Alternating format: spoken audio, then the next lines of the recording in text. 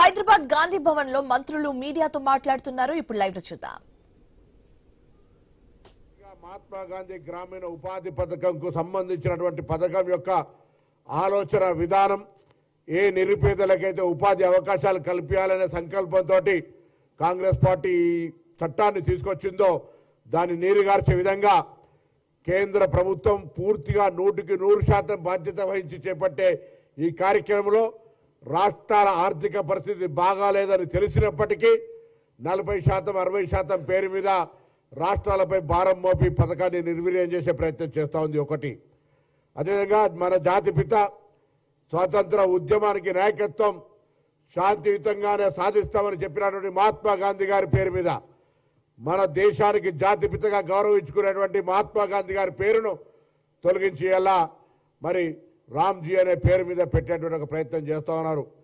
కాంగ్రెస్ పార్టీకి సంబంధించి చరిత్రలో ఉన్నటువంటి నెహ్రూ గారిని, ఇందిరాగాంధీ గారిని, రాజీవ్ గాంధీ గారిని సహా ఆ పేర్లు పూర్తిగా ప్రస్తావించకుండా ఉండాలనే ప్రయత్నంలో భాగంగా వాటికి మాత్రమే పరిమితం కాకుండా ఇవాళ ఈ దేశ స్వాతంత్రం కోసం మరి పోరాడినటువంటి మహాత్మా గాంధీ గారి పేరును కూడా మలిపేసేటువంటి ఒక ప్రయత్నం జరుగుతూ ఉంది. అందుకే దేశవ్యాప్తంగా కాంగ్రెస్ పార్టీ అనేక నిరసనల కార్యక్రమాలు చెప్తా ఉంది. అందులో భాగంగా ఇవాళ రాష్ట్ర వ్యాప్తంగా దేశవ్యాప్తంగా కాంగ్రెస్ ఆవిర్భావ దినోత్సవం రోజు ప్రతి గ్రామంలో గాంధీ గారి ఫోటోకు దండేసి గాంధీ గారి ఫోటోతో కలిసి ఈ ప్రభుత్వ వైఖరి నిరసనగా తెలియజెప్పే కార్యక్రమాన్ని జరుగుతూ ఉంది. ఇలా అన్ని గ్రామాల్లో ఈ కార్యక్రమాలు జరుగుతూ ఉన్నాయి.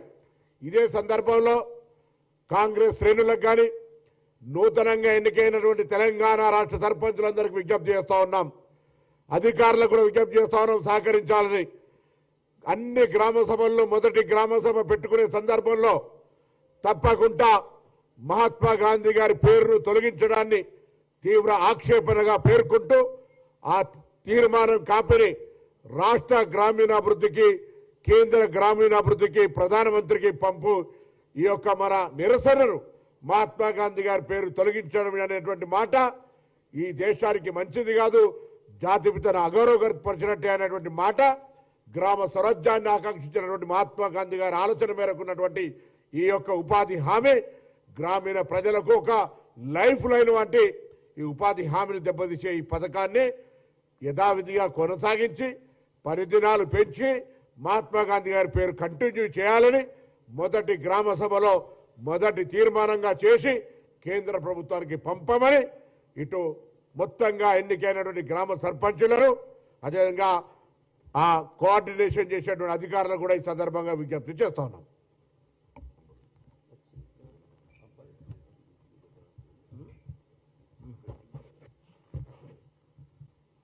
అందరికి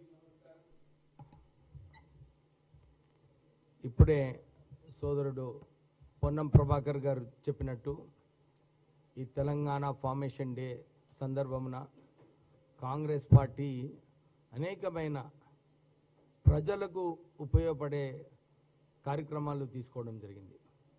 నెహ్రూ గారి టైంలో ఆ రోజులలో ఆర్థిక పరిస్థితి చాలా ఇబ్బందికరంగా ఉండేది. కానీ నెహ్రూ గారు ఆ రోజులలో టెంపుల్స్ ఆఫ్ ఇండియా అంటే ఆ రోజులలో పబ్లిక్ సెక్టర్ని స్థాపించి లక్షలాది ఉద్యోగాలు కల్పించడం జరిగింది. దాని తర్వాత బాక్రా నంగల్ డ్యాము, నాగార్జున సాగర్ డ్యామ్ ఇలాంటి పెద్ద పెద్ద ప్రాజెక్ట్స్, ఇరిగేషన్ ప్రాజెక్ట్స్ ఈ దేశంలో స్థాపించిందంటే ఆ ఒక విజన్తోని ఆ రోజులలో జవహర్లాల్ నెహ్రూ గారు స్థాపించడం జరిగింది. తర్వాత ఇందిరాగాంధీ గారు వచ్చారు. వారు గరీబీ హటావో అని చెప్పి ఆ స్లోగన్ ప్రారంభించి బీద ప్రజలకు నిజంగా ఆ రోజులలో ఎస్సీస్కి అసైన్మెంట్ భూములు ఇవ్వడము, ఇందిరమ్మ ఇల్లులు కట్టించడము అవన్నీ కూడా కాంగ్రెస్ టైంలో ఇందిరాగాంధీ గారి నేతృత్వంలో జరగడం జరిగింది.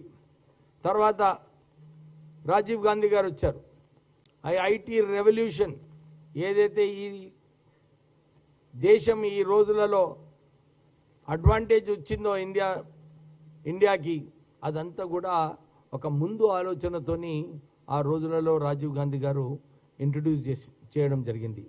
తర్వాత బీసీస్ ఎస్సీస్ కి మహిళలకు